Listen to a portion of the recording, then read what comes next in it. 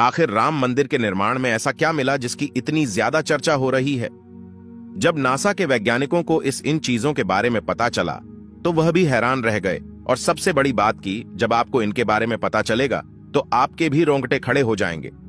एक बात और की, इस वीडियो को देखने के बाद आप भी अपने आप पर हिंदू और सनातनी होने पर बहुत ज्यादा गर्व करोगे।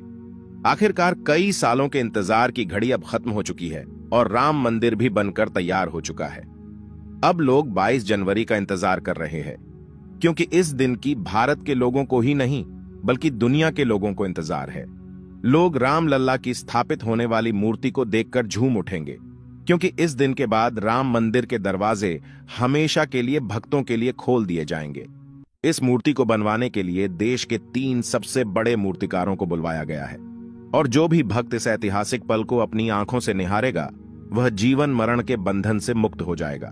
क्योंकि यह तो आपको पता ही होगा कि 22 जनवरी 2024 को राम मंदिर में रामलाल की मूर्ति की प्राण प्रतिष्ठा होगी।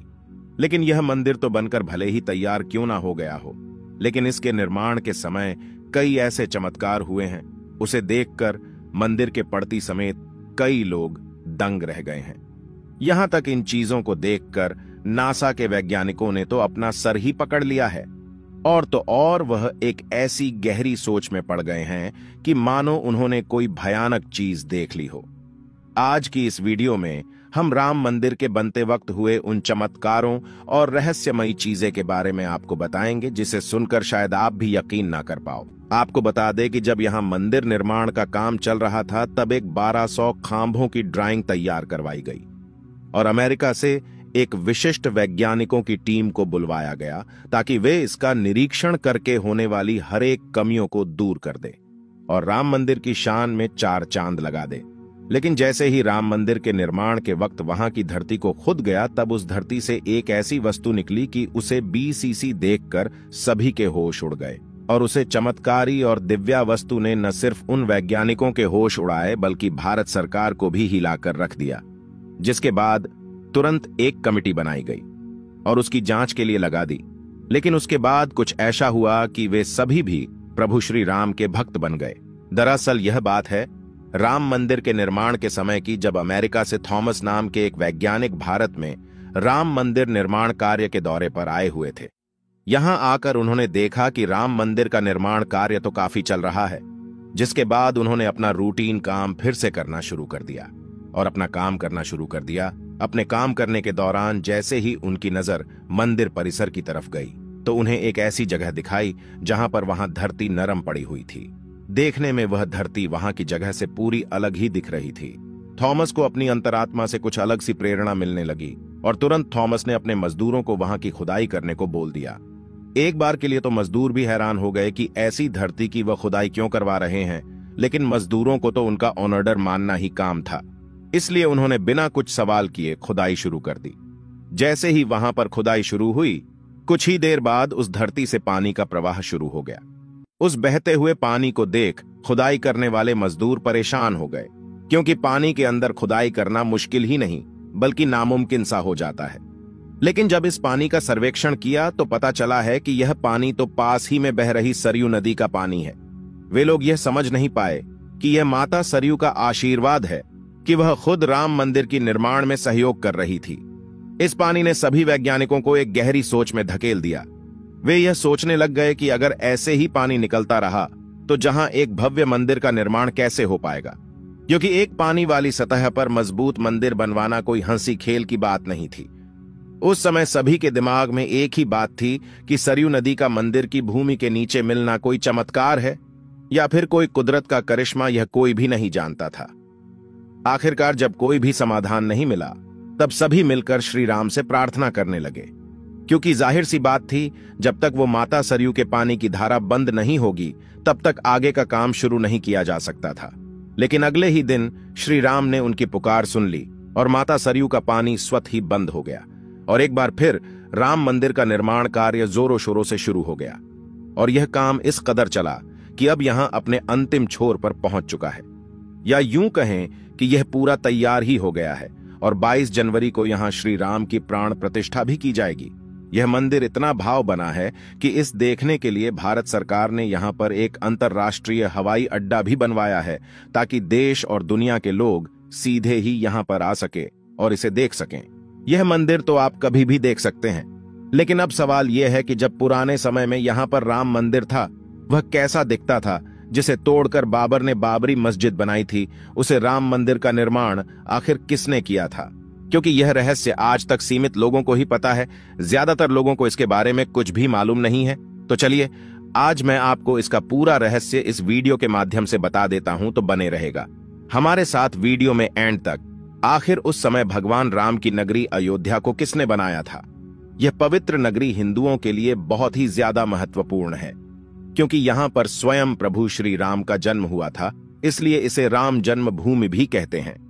इतिहासकारों के अनुसार कौशल प्रदेश की प्राचीन राजधानी अवध को कालांतर में अयोध्या और बौद्ध काल में साकेत कहा जाने लगा।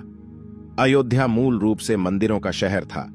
हालांकि यहां खुदाई के वक्त आज भी हिंदू, बौद्ध एवं जैन धर्म से जुड़े मंदिरों के अवशेष देखे गए, जिसमें खंभों से लेकर हिंदू आकृतियां बनी हुई थीं। अयोध्या नगरी में होने का वर्णन भी वाल्मीकि रामायण में मिलता है। कहते हैं कि भगवान श्री राम के जल समाधि लेने के पश्चात अयोध्या कुछ काल के लिए उजाड़ सी हो गई थी, लेकिन उनकी जन्मभूमि पर बना महल वैसे का वैसा ही था। भगवान श्री राम के पुत्र कुश ने एक बार पुण्य राजधानी अयोध्या का पुनर्निर्माण कराया। इस निर्माण के बाद सूर्यवंश की अगली 44 पीढ़ियों तक इसका अस्तित्व आखिरी राजा महाराजा बृहदबल तक अपने चरम पर रहा। कौशल राज बृहदबल की मृत्यु महाभारत युद्ध में अभिमन्यु के हाथों हुई थी। महाभारत के युद्ध के बाद अयोध्या उजड़ सी हो गई, मगर श्री राम जन्मभूमि का अस्तित्व फिर भी बना रहा। इसके बाद यह उल्लेख मिलता है कि ईसा के लगभग 100 वर्ष पूर्व उज्जैन के चक्रवर्ती सम्राट विक्रमादित्य एक दिन आखेट करते करते अयोध्या पहुंच गए। थकान होने के कारण अयोध्या में सरयू नदी के किनारे एक आम के वृक्ष के नीचे वे अपनी सेना सहित आराम करने लगे। उस समय यहां घना जंगल हो चला था, कोई बसावट भी यहां नहीं थी। महाराज विक्रमादित्य को इस भूमि में कुछ चमत्कार दिखाई देने लगे। तब उन्होंने खोज आरंभ की और पास के योगी व संतों की कृपा से उन्हें झांत हुआ कि यह श्री राम की अवध भूमि है। उन संतों के निर्देश से सम्राट ने यहां एक भव्य मंदिर के साथ ही कूप, सरोवर, महल आदि बनवाए। कहते हैं कि उन्होंने श्री राम जन्मभूमि पर काले रंग के कसौटी पत्थर वाले 84 स्तंभों पर विशाल मंदिर का निर्माण करवाया था। इस मंदिर की भव्यता देखते ही बनती थी। विक्रमादित्य के बाद के राजाओं ने समय समय पर इस मंदिर की देखरेख की। उन्हीं में से एक शुंग वंश के प्रथम शासक पुष्यमित्र शुंग ने भी मंदिर का जीर्णोद्धार करवाया था। पुष्यमित्र का एक शिलालेख अयोध्या से प्राप्त हुआ था, जिसमें उसे सेनापति कहा गया है तथा उसके द्वारा 2 अश्वमेध यज्ञों के किए जाने का वर्णन है। अनेक अभिलेखों से झांत होता है कि गुप्त वंशीय चंद्रगुप्त द्वितीय के समय और तत्पश्चात काफी समय तक अयोध्या गुप्त साम्राज्य की राजधानी थी। गुप्तकालीन महाकवि कालिदास ने अयोध्या का रघुवंश में कई बार उल्लेख किया है। इतिहासकारों के अनुसार 600 ईसा पूर्व अयोध्या में एक महत्वपूर्ण व्यापार केंद्र था।